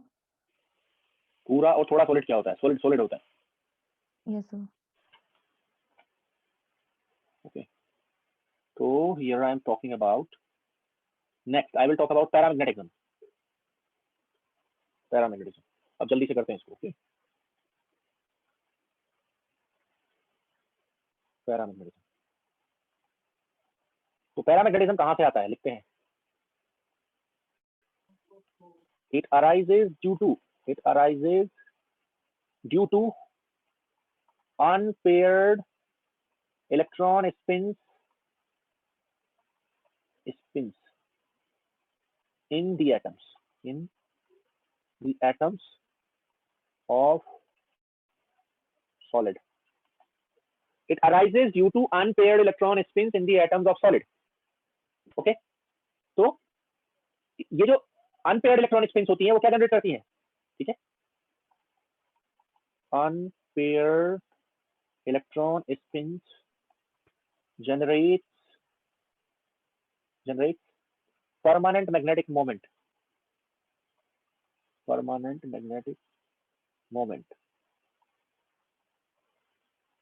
तो बताइए पैरामैग्नेटिज्म किन सॉलिड्स में मिलेगा? जिनके पास परमानेंट मैग्नेटिक मोमेंट्स होंगे या नहीं? जिनके पास परमानेंट मैग्नेटिक मोमेंट होंगे उन्हीं में मिलेगा. ओके, ये हो गया. अच्छा, इसमें क्या होता है? This is an attractive effect. This is an attractive effect and relatively stronger than diamagnetic effect. Diamagnetic effect से strong होता है. ओके, अट्रैक्टिव इफेक्ट होता है, स्ट्रॉन्ग होता है. ठीक है, इसके पैरामीटर्स क्या है? यहाँ पर क्या होगा? अगर आप कोई पैरामैग्नेटिक सॉलिड लेंगे और उस पर मैग्नेटिक फील्ड लगाएंगे तो उसके अंदर जो मैग्नेटिक फील्ड लाइंस हैं वो रेयरफाइड ना होकर क्या होगी? डेंसिफाइड होंगी. आप देख रहे हैं ये बाहर क्या है? बाहर फ्री स्पेस है. ओके, और यहाँ पर आपने मैग्नेटिक फील्ड एच अप्लाई किया है तो आप देख रहे हैं मैग्नेटिक फील्ड लाइन ज्यादा डेंसर है. ओके, तो इसका जो ओवरऑल मैग्नेटाइजेशन होगा, ओवरऑल मैग्नेटाइजेशन एम, वो किस तरफ डेवलप होगा? In the direction of applied field और opposite to applied field. In the direction of applied field. ठीक है, इसलिए इसका जो बी होगा, बी उसका फॉर्मूला क्या होगा? Mu 0 H plus M. Okay, ये किससे ज्यादा होगा? B of para. B of paramagnetic solid would be larger than B of free space. Dia से कंपेयर नहीं कर रहे हैं, फ्री स्पेस से कंपेयर कर रहे हैं. एयर में या फ्री स्पेस में जो मैग्नेटिज्म होगा उससे ज्यादा होगा, जबकि उस केस में क्या था? फ्री स्पेस के मुकाबले बी डाया कम था. तो इसका हम क्या कहेंगे? मैग्नेटाइजेशन इज पॉजिटिव और नेगेटिव मैग्नेटाइजेशन. Positive magnetization. और इसका जो परमिएबिलिटी होगा वो फ्री स्पेस परमिएबिलिटी से ज्यादा होगा. इसका जो रिलेटिव परमिएबिलिटी होगा वो 1 से ज्यादा होगा. इसका जो ससेप्टिबिलिटी होगा वो 0 से ज्यादा होगा. ओके, तो इसकी जो ससेप्टिबिलिटी होती है काई, वो पॉजिटिव होती है नेगेटिव? पॉजिटिव. ससेप्टिबिलिटी, ठीक है, is positive. Remember this condition. Okay, अब जो पैरामैग्नेटिज्म होते हैं, ठीक है, पैरामैग्नेटिक इफेक्ट जो है वो दो तरह के होते हैं. ओके, पैरामैग्नेटिक इफेक्ट जो है वो दो तरह के होते हैं. ठीक है, तो मैं यहाँ पर लिख रहा हूँ. सर लास्ट स्लाइड पे Sir, last slide, please.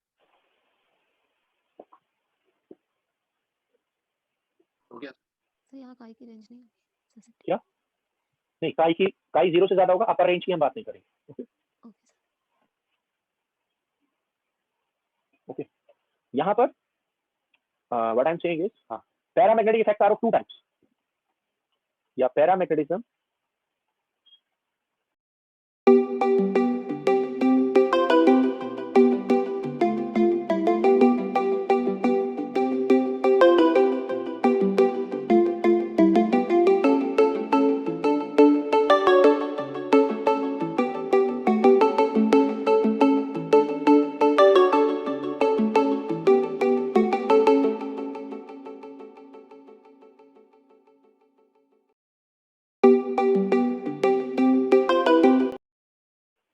Paramagnetism are of, ये बार बार ब्लिंक होता है. Two types paramagnetism are of two types या पैरामैग्नेटिक इफेक्ट दो टाइप के होते हैं। ओके, पहला paramagnetism of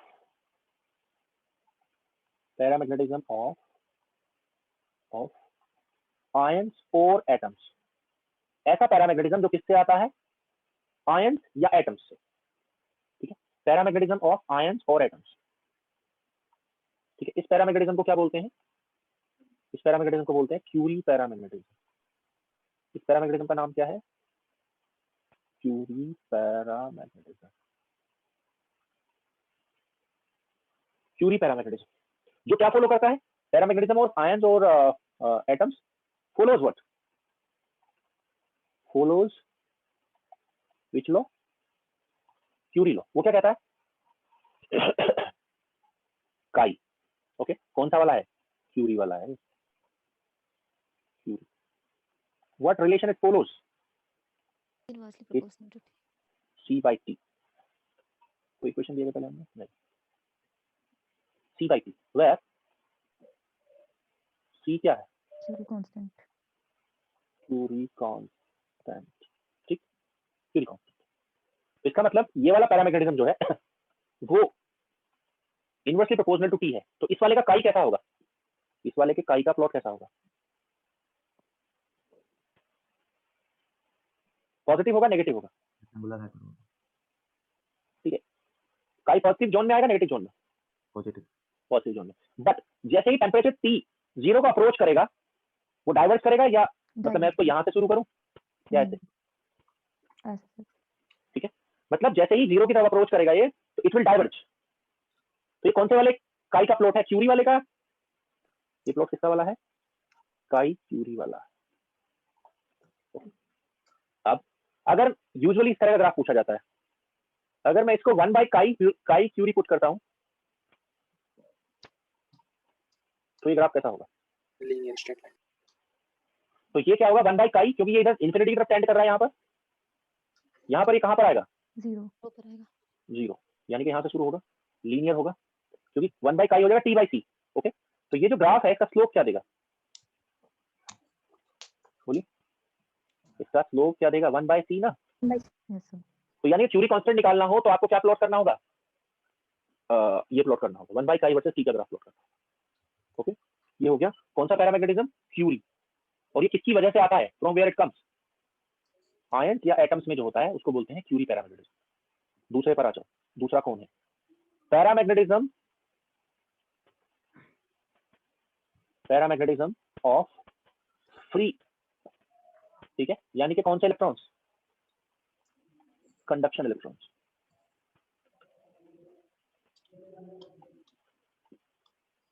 paramagnetism of free और कंडक्शन इलेक्ट्रॉन्स, यानी कि अगर क्या हो, जो फ्री इलेक्ट्रॉन्स है वो अनपेयर्ड रह जाए तो वो कौन सा पैरामैग्नेटिज्म देंगे, ठीक है, उसका नाम क्या होगा, उसका नाम होगा poly paramagnetism. It's name is poly paramagnetism. कौन सा रिलेशन फॉलो करते हैं, मैंने बताया ना, पॉली प्रिंसिपल फॉलो करते हैं ना, पॉली क्या पैरामैग्नेटिज्म। तो अगर कंडक्शन इलेक्ट्रॉन्स क्या रह जाते हैं, अनपेयर्ड, तो उसकी वजह से कौन सा पैरामैग्नेटिज्म जनरेट होता है, पॉली पैरामैग्नेटिज्म। ओके, और जो काई ऑफ पॉली होता है, ओके, वो क्या होता है, इंडिपेंडेंट ऑफ टी। क्या होता है, इंडिपेंडेंट ऑफ टी। पॉली वाला इंडिपेंडेंट होता है, क्यूरी वाला 1 बाय टी के प्रोपोर्शनल होता है। इसलिए पॉली वाले का ग्राफ कैसा आएगा,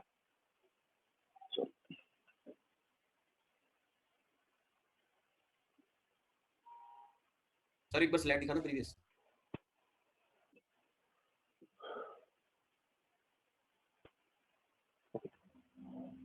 तो पॉली वाले का ग्राफ कहां पर आएगा, डाया की तरह या कुछ अलग, डाया के जैसा आएगा, डाया डाया के जैसा आएगा। बट पॉजिटिव में आएगा।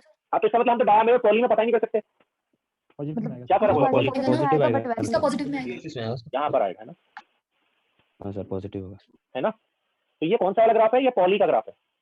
ओके, अब जब लास्ट में मैं आपको बताऊंगा, सारे मटेरियल पढ़ा दूंगा, तब सारे ग्राफ हम एक ही पर ले लेंगे। तो हम देखेंगे कि मटेरियल को अगर हम रिकॉग्नाइज करेंगे तो यू विल सी दैट के कौन सा मटेरियल कौन सा है। बट फिलहाल ध्यान रखिए आप, जो पॉली पैरामैग्नेटिज्म होता है उसकी susceptibility independent of T and positive होती है, जबकि डाया की क्या होती है, independent of T and negative. Okay, will move next. अच्छा, अब हम इसका देखेंगे क्या, MH curve, MH curve of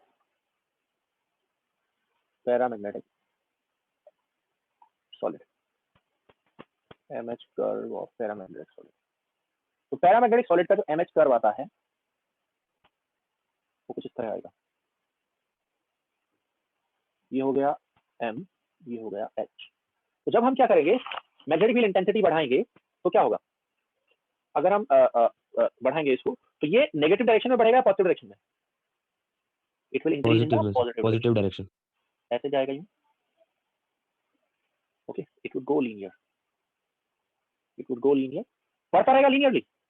नहीं, वो बढ़ेगा बढ़ेगा बढ़ेगा और बढ़कर क्या होगा, सैचुरेट ओके, लीनियरली बढ़ेगा और बढ़कर सैचुरेट हो जाएगा। ओके, तो इस वाले जोन पर यहाँ पर जो स्लोप होगा वो किसके बराबर होगा, काई काई। तो ये पॉजिटिव होगा या नेगेटिव, पॉजिटिव। ओके। इस ग्राफ पर ये जो वैल्यू निकल कर आएगी एम की, इस ग्राफ के ऊपर जो एम की वैल्यू होगी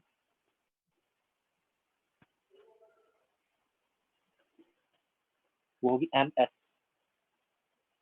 एम की जो वैल्यू होगी वो एम एस होगी, ये वाली वैल्यू। ओके, एम एस क्या होता है, सैचुरेशन मैग्नेटाइजेशन। एम एस होता है saturation magnetization, saturation magnetization. Okay, अच्छा होगा क्या, देखो जरा से, देखो जरा ध्यान से, जब हम कोई मैग्नेटिक फील्ड अप्लाई नहीं करेंगे तो ये वाला डायग्राम देखो आप, एक मिनट।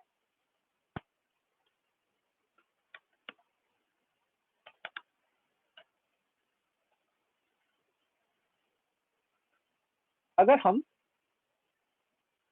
कोई मैग्नेटिक फील्ड अप्लाई नहीं करेंगे, H0 अप्लाई करेंगे, तो M का वैल्यू कितना होगा, 0, इस वाले डायग्राम।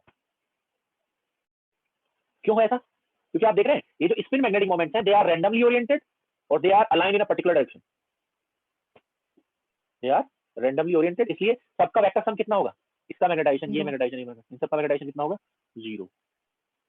ओके, इनका सबका मैग्नेटाइजेशन क्या होगा, 0। तो ये वाली पिक्चर कहां दिखेगी आपको, this you will see eight here, H0, तो M का वैल्यू कितना होगा, 0। क्लियर है? फिर क्या होगा, धीरे धीरे आप मैग्नेटिक फील्ड बढ़ाते हैं बढ़ाते हैं बढ़ाते हैं तो ये बढ़ता जाएगा मैग्नेटाइजेशन, और एक पर्टिकुलर वैल्यू के बाद क्या होगा, सैचुरेट। तो होगा क्या, देखो यहाँ पर ये जो स्पिन मैग्नेटिक मोमेंट है ये अपने डायरेक्शन फ्लिप करेंगे, ओके, फ्लिप करेंगे, और इस कंडीशन में जब ये पहुंच जाएगा यहाँ सैचुरेशन, तब क्या होगा, मतलब ऑल द मैग्नेटिक मोमेंट क्या होंगे, सारे के सारे मैग्नेटिक मोमेंट्स डायरेक्शन में अलाइंड होंगे, in what direction they will be aligned, the direction of magnetic moments will be aligned in the direction of applied magnetic field. Okay, कोई नीचे दिख तो नहीं रहा, ये वो तो कोई नहीं, ठीक है। तब क्या होगा, जब H किसके बराबर होगा, H इज वेरी हाई, तब जो मैग्नेटाइजेशन है वो सैचुरेट हो चुका है अब, और वो किसके बराबर बन चुका है, MS, M is now MS, saturation magnetization. तो ये कब होगा saturation magnetization, when magnetic field is very high or very low, magnetic field is very high, ये हाई गया, सैचुरेट हुआ, अब मैग्नेटिक फील्ड को हटा लो, रिमूव इट, तो ये हिस्टैरिसीस लूप बनाएगा या नहीं, या इसी पाथ से वापस आ जाएगा, बोलिए, हिस्टैरिसीस लूप बात से आएगा। मैं कह रहा हूं कि आपने मैग्नेटिक फील्ड बढ़ाया, इसको सैचुरेट किया, ओके, अब आप मैग्नेटिक फील्ड हटा रहे हैं, you are removing magnetic field, it will come back through the same path और it will follow a different path, different path. Is it ferromagnetic solid और इट इज पैरामैग्नेटिक सॉलिड, बोलो, अगर ये different path follow करता तो मैं इसका नाम क्या लेता, अगर ये ऐसे जाकर ऐसे वापस नहीं आता तो I would have called it what, hysteresis. तो किसकी प्रॉपर्टी है, पैरामैग्नेटिक की प्रॉपर्टी है ही नहीं, फेरो की प्रॉपर्टी है, ओके। इसमें इंड्यूस्ड फील्ड नहीं रहेगा, जब हटाएंगे तो वो फील्ड भी 0 हो जाएगा। तो क्या होगा, अगर आप फील्ड अप्लाई करेंगे तो ये, रिमूव करेंगे तो ये, ओके, समझ रहे नहीं, it is paramagnetic solid not ferro, okay. Saturation magnetization होता कितना है, इसको याद कर लो आप, एमएस कितना होता है, एमएस का वैल्यू होता है N mu, okay, N mu, okay, N क्या है, रिमेंबर दिस इंपॉर्टेंट है, एन है एटॉमिक डेंसिटी और म्यू क्या है, म्यू है magnetic moment of each atom,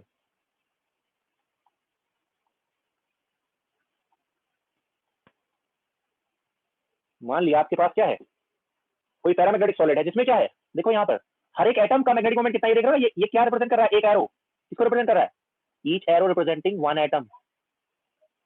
तो उसका मैग्नेटिक मोमेंट कितना है हर एक का, mu. Atom of magnetic moment कितना है उसका, या मॉलिक्यूल हो सकता है ज्यादा, मैग्नेटिक मोमेंट कितना है उसका, म्यू।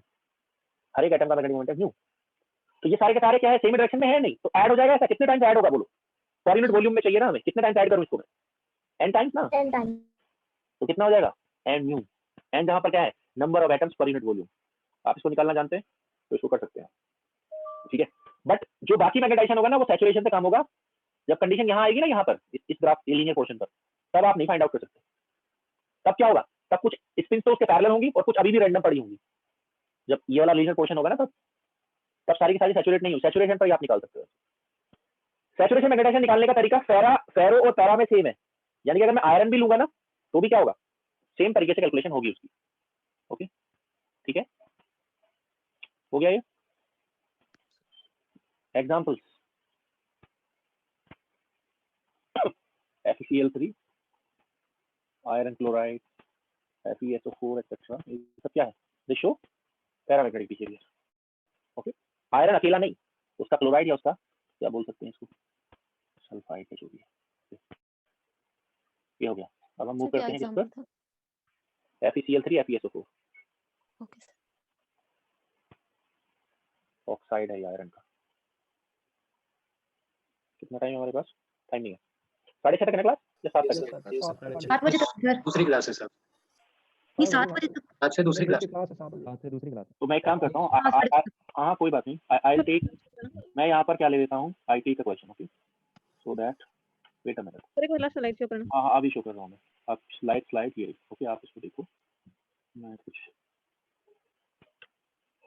क्वेश्चन ले लेता हूँ। सर इसमें सेकंड वाले में नीचे लिखा हुआ है कि विद और अगेंस्ट, वो तो बीच के उस पर है, आप समझ रहे हैं नहीं, मतलब जब जब मैक्सिमम से सैचुरेशन पहले नहीं का। होगी, यस, और जब सैचुरेशन हो जाएगी तो तब सबके सबको किधर जाना होगा उनको, they have to go in direction of applied magnetic. Yes sir, okay sir.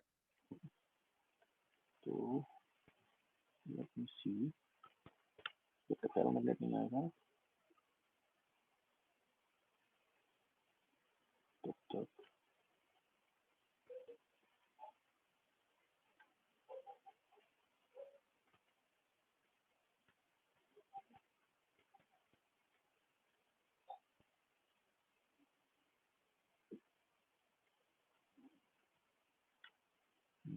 मुझे कोई ढंग का क्वेश्चन दिखाई नहीं दे रहा, इसको मैं अभी करा चुका हूँ पैरामैग्नेटिक तक, क्योंकि जब फेरो हो जाता है कंप्लीट तब आप समझते हैं पैकेज कंप्लीट हो जाता है, तो क्वेश्चन पूछ सकते हैं।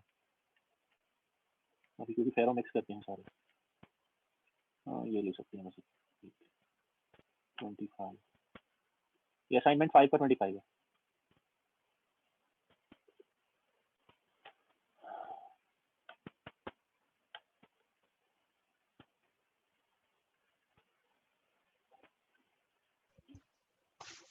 क्या होगा answer, independent of temperature, independent state. Poly का ये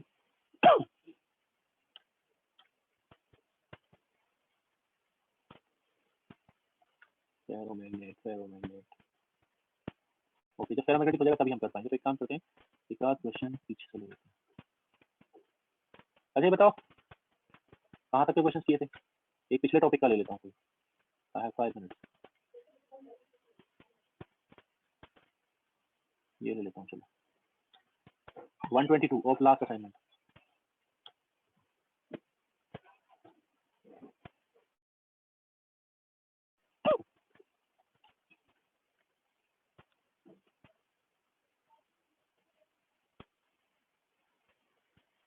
ये बताना क्या, बोल दो ये NPN PNP जंक्शन है, अनबायस्ड है, NPN अनबायस्ड, इस अनबायस्ड का मतलब क्या है,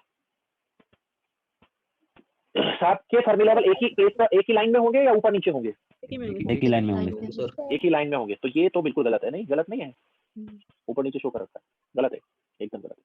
और बताओ B option sir. NPN, N का जो फर्मी लेवल होगा इन साइड का वो कंडक्शन बैंड एच के पास होगा या वैलेंस बैंड एच के पास, कंडक्शन कंडक्शन बैंड कंडक्शन ये बैंड तो बीच में शो कर रखा गलत है, ये देखो ये कंडक्शन बैंड एज हुआ इसका एन साइड का, ये एन, ये हुआ पी, ये हुआ एन, इसके पास है ना। और पी में कहाँ रहता है, वैलेंस बैंड एज के पास या कंडक्शन बैंड एज के पास, बैलेंस बैंड इसके पास। तो ये सही है ना ग्राफ, जबकि Yes, ये क्या sir. शो कर रहा है, गलत है, ये शो कर रहा है क्या, कंडक्शन बैंड एज के पास, और इसमें वैलेंस बैंड एज के पास। तो ये किसके लिए सही होता है, ये वाला ग्राफ, ये वाला PNP के लिए पी एन पी के लिए सही होता है ना। ये हो गया। Can we do one more. Sir first वाला किसके लिए होता? फर्स्ट वाला तो फर्स्ट वाला नहीं होगा सर। किसी के लिए नहीं फर्स्ट होगा। वाला तो किसी के लिए नहीं होगा। ओके 119 जोड़ लेता हूँ मैं।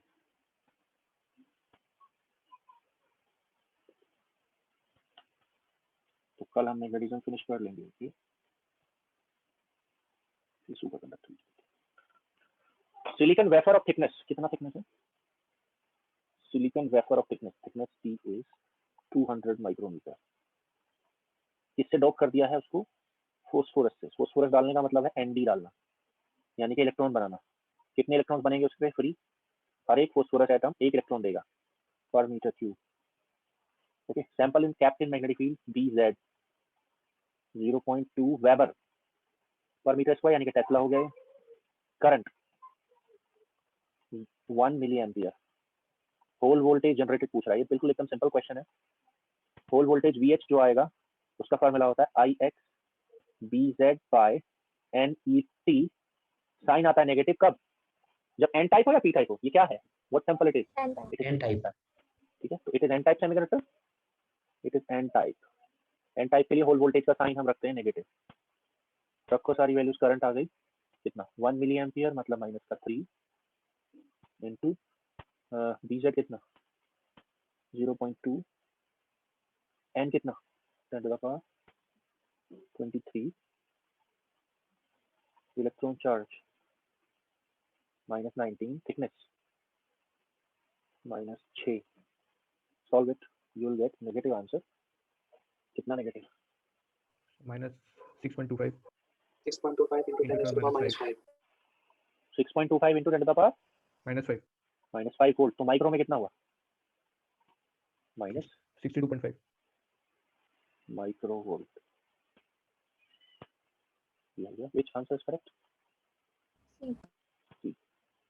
ओके। तो आज इतना ही रखते हैं। ओके, नेक्स्ट क्लास में देखेंगे, मैग्नेटिज्म को कंप्लीट करेंगे अंदर। ओके, तो कल आपकी छुट्टी हो गई थी, you need to spend one more day for this. ठीक है, आज 20 तारीख हो गई, तो hope to complete it by 23rd।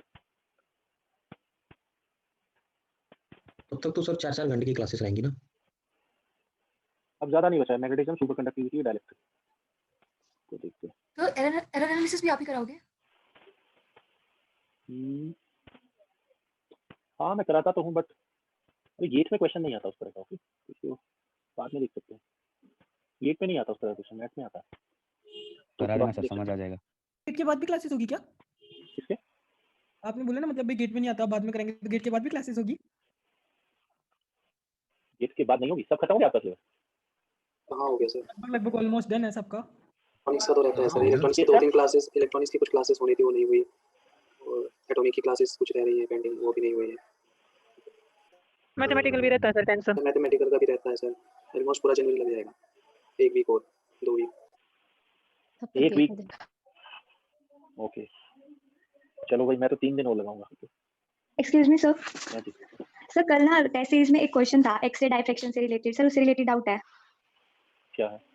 Sir. उसमें ना हमें ये बोला हुआ है कि हमें लैटिस प्लेन बताना है रॉक साल्ट स्ट्रक्चर के लिए जिसके में डायफ्रैक्शन पीक के पास मैक्सिमम इंटेंसिटी हो। तो सर उसमें इंटेंसिटी की वैल्यू दे रखी है हमारे पास 16 into FCl negative plus FNA positive का स्क्वायर, और सर ऑप्शन में है 111, 222, 220, 311। सर अलाउड तो ये चारों होंगे, फिर मैक्सिमम किसके लिए मतलब होगी? इंटेंसिटी 0 किसी के लिए नहीं होगी। ओके, ये हो गया इसका मतलब।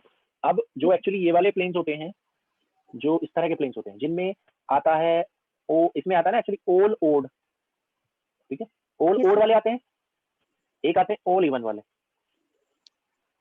ओके, तो मैक्सिमम इंटेंसिटी मिलती है। वैसे तो इंटेंसिटी इन दोनों के लिए ही क्या होती है, इंटेंसिटी जो है नॉन जीरो होती है दोनों के लिए, यानी कि ये प्लेन भी अलाउड है, ऐसे वाले भी अलाउड है और ऐसे वाले भी अलाउड है। ओके, Yes, बट अगर इंटेंसिटी की बात करें तो इन दोनों को कंपेयर करें अगर इंटेंसिटी में, तो क्या होगी, इन वाले प्लेन की इंटेंसिटी ज्यादा होगी, ऐसे वाले की इंटेंसिटी ज्यादा होगी, मोर इंटेंसिटी। अगर दोनों को कंपेयर करें तो ओके सर। और इनकी इंटेंसिटी लेस होती है बट जीरो नहीं होती। ओके सही एटॉमिक स्ट्रक्चर फैक्टर की वजह से होगा। सर फिर 2 हाँ, अगर आप बात समझिए, ट्राई टू अंडरस्टैंड इसके इस अगर मैं NaCl की बात करता हूँ, if I talk about NaCl, there are 8 atoms. FCC में तो 4 ही होते हैं, NaCl में 8 एटम होते हैं। ओके इसका लेटेस्ट FCC होता है, एटम 8 होते हैं जिनमें 4 Na होते हैं, 4 Cl होते हैं। ओके तो इन 8 एटम्स की अगर हम पोजीशन रखेंगे ना सबकी 0 0 0 कोमा ऐसे करके, ठीक है, तो जब हम ये वाले वो रखते हैं HCl वैल्यूज, ठीक है, तब तो दोनों का डिफरेंस आता है स्ट्रक्चर फैक्टर्स का। मतलब हमने अल्फा की टर्म्स में बात की थी स्ट्रक्चर फैक्टर, तो अल्फा Na माइनस अल्फा ऐसे करके इसका स्क्वायर बनेगा, और जब ये वाले करेंगे ना हम तो बनेगा alpha Na plus alpha Cl minus का स्क्वायर। तो इतना सा डिटेल में आपको जाने की जरूरत नहीं है मेरे हिसाब से। ओके अब वो जो क्वेश्चन दिया होगा वो सर ने जिन्होंने पहले पढ़ाया होगा उन्होंने दिया होगा, आई डोंट नो, है ना। तो सर इसमें मैटर करता है ना प्लेन की? क्या इसमें डिजेनरेसी भी मैटर करता है ना? किसका? नहीं, डीजनरेसी के हिसाब से नहीं पूछा जा रहा है क्वेश्चन। ओके डीजनरेसी के हिसाब से नहीं पूछा जा रहा है क्वेश्चन। ओके वो तो जो क्या होगा ना, आप जब वो निकालते हैं ना स्ट्रक्चर फैक्टर निकालते हैं ऐसे करके ना, तो FCC में 4 टर्म आती हैं। ओके तो NaCl होगा उसमें 8 टर्म आएंगे, देयर वुड बी 8 टर्म्स। तो इतना सब एक्सप्लोर करने के लिए आपको जो 8 एटम होंगे उनकी पोजीशन पता होनी चाहिए। ओके इतना सब एक्सप्लोर करने के लिए then only we can say that कि ये होगा। ओके नहीं सर, मैं ये बोलना चाह रहा था कि आप जब हम डिफ्रैक्शन पढ़े थे तब वो वाला एक पॉइंट था जहाँ पे आप ये लिखवाए थे कि degeneracy is one of the factor, पर यहाँ पे ये क्वेश्चन इससे रिलेटेड नहीं है ना? मैं ऐसे होता है देखो, जब हम इंटेंसिटी कैलकुलेट करते हैं व्हाट वी डू, जब हम एटॉमिक ये एम्पलीट्यूड निकालते हैं तो अल्फा ऐसे लिखते हैं, और जब हम निकालते हैं इंटेंसिटी तो हम लिखते हैं अल्फा स्क्वायर एंड एस का मोड का स्क्वायर ऐसे करके लिखते हैं। तो जब मैं अल्फा को इसके साथ इंक्लूड करूंगा एस के साथ, तो एक जगह ये बनेगा जब ओ लोड होंगे, ओ लोड वाले मतलब 1 1 1। ओके और कौन कौन हो सकते हैं 3 1 1 ऐसे करके, और ऑल इवन वाले जब बनेंगे यानी कि कौन 2 0 0 इवन है, 2 2 0 वाले या 2 2 2 वाले, उनमें ये आएगी। ओके ओके ये है, तो इतना सब डिटेल मेरे हिसाब से जाने की जरूरत नहीं है, but I don't know sir first 2 slide show करें। काफी ज्यादा डिटेल हो गया है। ऐसे तो XRD पर पूरी बुक है। ओके BD क्वालिटी के नाम से, ओके स्टैंडर्ड बुक है वो, ओके वो पढ़ सकते हैं आप।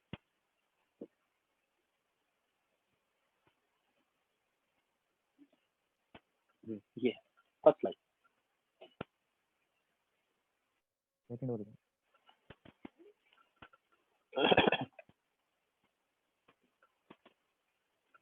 सर सेकंड ओके करते हैं। ठीक है चलो देखते हैं class. Okay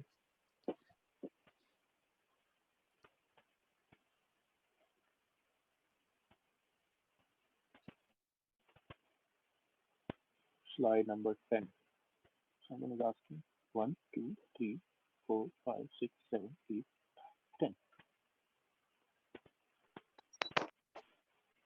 Okay. Sir last slide इसके पीछे वाली। सर इसमें सैचुरेशन क्यों नहीं होता डायमैग्नेटिक में? क्या मतलब M आगे जाके सैचुरेट हो जाए। सैचुरेट होने का मतलब क्या है कि जितना भी मैग्नेटिक मोमेंट है वो अपना कंट्रीब्यूट कर चुके हैं। ओके हाँ बट इसमें क्या होता है, इसमें जो मैग्नेटाइजेशन होता है बहुत वीक आता है, तो इंड्यूस करंट बढ़ती चली जाती है लगातार जब तक मैग्नेटिक फिल्ड बढ़ाते हैं। ओके ठीक है, थैंक यू सर। ओके ठीक है फिर बाकी नेक्स्ट